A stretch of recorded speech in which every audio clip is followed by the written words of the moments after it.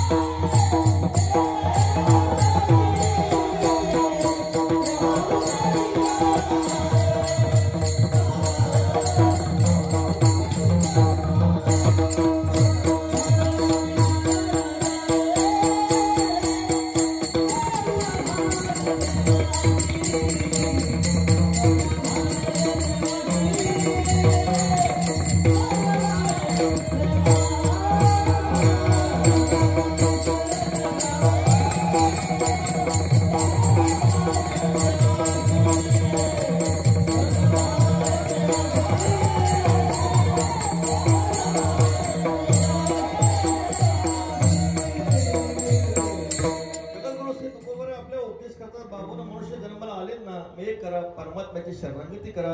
कशी करा? सर्व भावानी शरणागती करा. आता फक्त तुकाराम महाराज उपदेश करतात असं नाही. थोडस आपण चिंतन करा.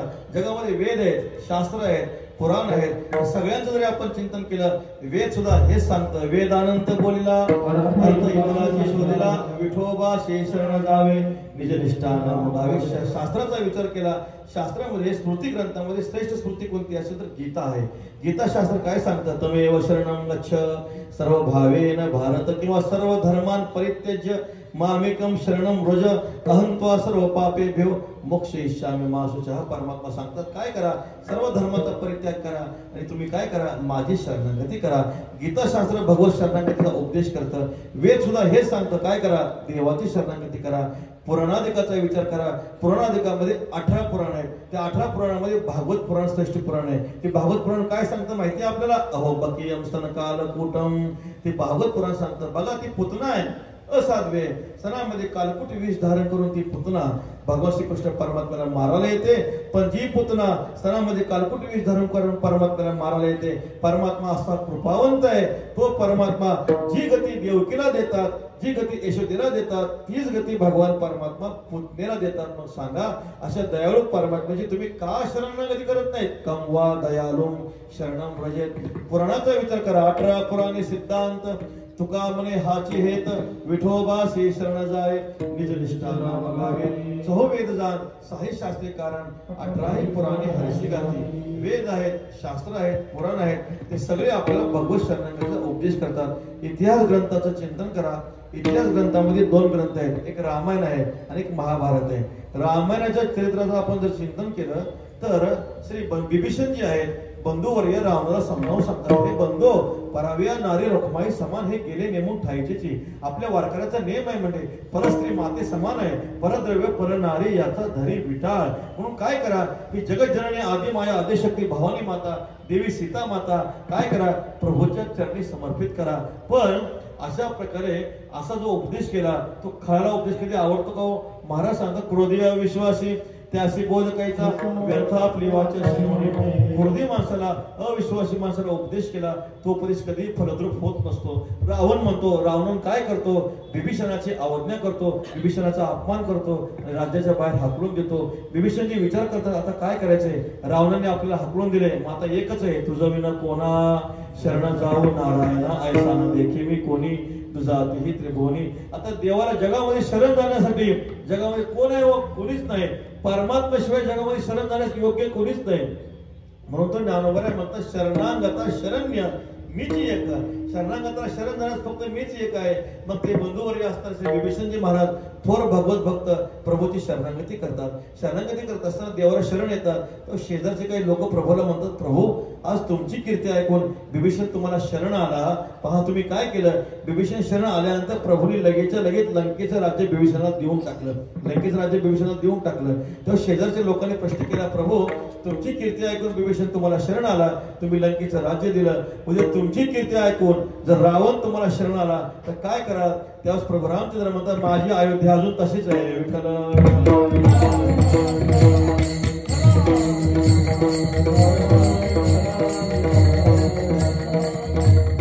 वेदाचं चिंतन करा, शास्त्राचं चिंतन करा, पुराणादिकाचं चिंतन करा, इतिहासाचं चिंतन करा. सर्व ग्रंथाचं आपण जर चिंतन केलं तर सर्व ग्रंथ आपल्याला काय सांगतं, सर्व ग्रंथ आपल्याला हेच सांगतात की काय करा, भगवंताची शरणागती करा. फक्त वेद सांगतो, शास्त्र सांगतात, पुराण सांगतात असं नाही, तर सर्व ज्ञानोबर आहे.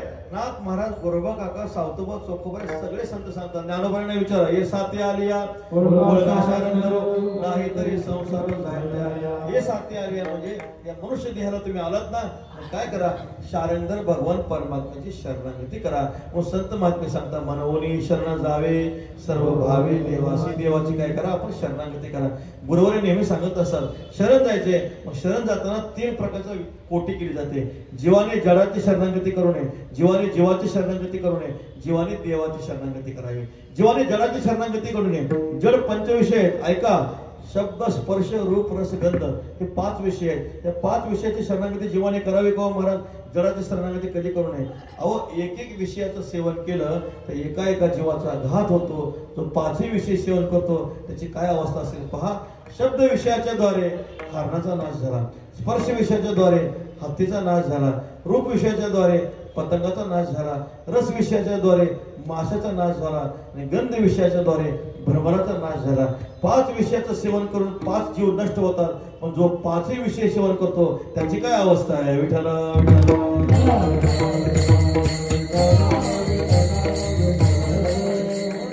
सांगतोय विषय विषयाचा परिपाडू गोड परमार्थ लागे कडू.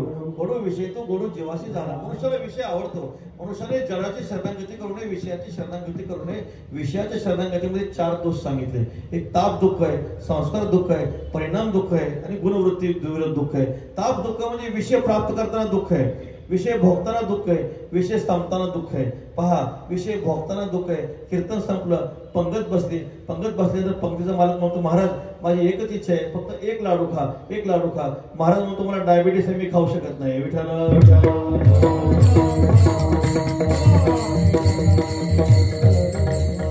तात्पर्य विषय पचवण्यासाठी सुद्धा इंद्रियामध्ये पाठवावे लागतं. ताप दुःख झाला, संस्कार दुःख किती भयंकर आहेत पहा. विषयाचे संस्कार जीवाला दुःख देतात. आपल्या घरामध्ये लहान मुलं असतात पहा, घरामध्ये लहान मुलं असतात. ती लहान मुलं काय करतात, बशीमध्ये चहा नसला तरी बशीत चाटतात. बशीमध्ये चहा नसतो पण बशीत चाटतात. का चाटतात, मागे भवता जन्मी ह्याची नाही, चहा पिता आलो आम्ही आहे की नाही.